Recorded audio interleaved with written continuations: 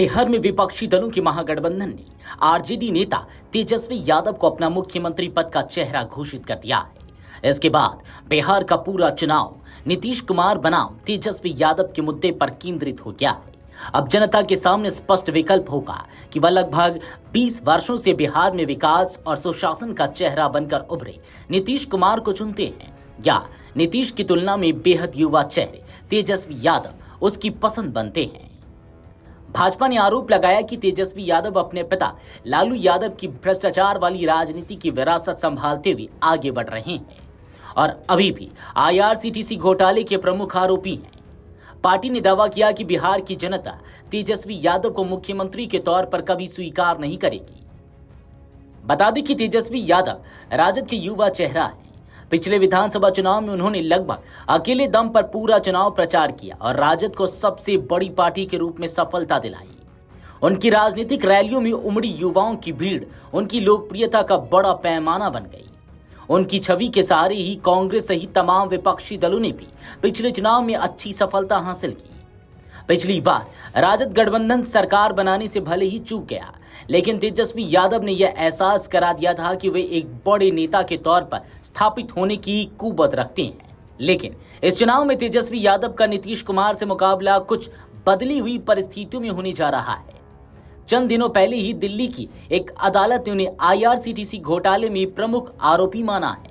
उनके ऊपर केस दर्ज हो गया है और वे इस केस का सामना करेंगे। भूमि के बदले सरकारी नौकरी देने के मामले में भी लालू परिवार दोषी है। भाजपा और एनडीए का पूरा खेमा इस मोर्चे पर तेजस्वी यादव को घेरने का काम करेगा और महागठबंधन को भी इन सवालों का जवाब देना आसान नहीं होगा। दरअसल गुरुवार की प्रेस कॉन्फ्रेंस में महागठबंधन ने अपने एक होने का दावा अवश्य किया, लेकिन यह सच्चाई जनता के सामने है कि चुनाव के बिल्कुल अंतिम क्षणों तक महागठबंधन में सीटों पर राह ठनी रही। झारखंड मुक्ति मोर्चा जैसे राजनीतिक दलों से तनातनी कभी समाप्त नहीं की जा सकी। कांग्रेस ने अंतिम क्षणों तक तेजस्वी यादव को मुख्यमंत्री पद के चेहरे के तौर पर अपनी स्वीकार्यता नहीं दी। दोनों दलों के उम्मीदवार कई सीटों पर एक दूसरे के खिलाफ ताल ठोकते हुए दिखाई दे सकते हैं। ऐसे में तेजस्वी यादव को महागठबंधन के स्वीकार्य नेता के तौर पर जनता के बीच स्थापित करना कठिन होगा। मुख्यमंत्री नीतीश कुमार ने बिहार को कथित जंगल राज से बाहर निकालने का काम किया है। उन्होंने बिहार को विकास और सुशासन के रास्ते पर चलाया है। महिलाओं, पिछड़ों और दलितों महादलितों के लिए किए गए उनके कामों का ही परिणाम है कि आज भी बिहार में उनकी छवि को आज तक कोई चुनौती नहीं दे पाया है। मुसलमानों के एक वर्ग में भी उनकी पकड़ बरकरार है। लेकिन इसके बाद भी नीतीश कुमार के चेहरे पर भी कुछ सवाल उठने लगे हैं। सबसे बड़ा सवाल उनके स्वास्थ्य को लेकर है। कभी भाजपा तो कभी आरजेडी ने आरोप लगाया है कि वे अब सत्ता संभालने के काबिल नहीं है। चुनाव बाद वे मुख्यमंत्री होंगे या नहीं, इस पर एनडीए बहुत मुखर होकर सामने नहीं आया।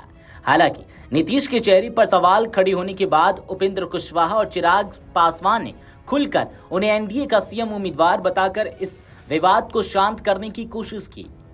भाजपा प्रवक्ता एहसन सिंह ने कहा कि नीतीश कुमार और तेजस्वी यादव की आपस में कोई तुलना नहीं हो सकती। नीतीश कुमार का एक लंबा राजनीतिक जीवन है। उन्होंने अपने जीवन में कभी भ्रष्टाचार और परिवारवाद का संरक्षण नहीं किया, लेकिन तेजस्वी यादव के पास आज केवल यही राजनीतिक पूंजी है कि वे लालू यादव के बेटे हैं। उन्होंने कहा कि नीतीश कुमार संघर्ष से निकले हुए नेता हैं, जबकि तेजस्वी यादव लालू के पुत्र होने के कारण नेता बने हुए हैं। ऐसे दो नेताओं के बीच कोई तुलना नहीं हो सकती। एहसन सिंह ने कहा कि नीतीश कुमार ने बिहार को विकास की पटरी पर दौड़ाने का काम किया है, जबकि लालू यादव ने बिहार को केवल भ्रष्टाचार और परिवारवाद की राजनीतिक घुट्टी पिलाई है।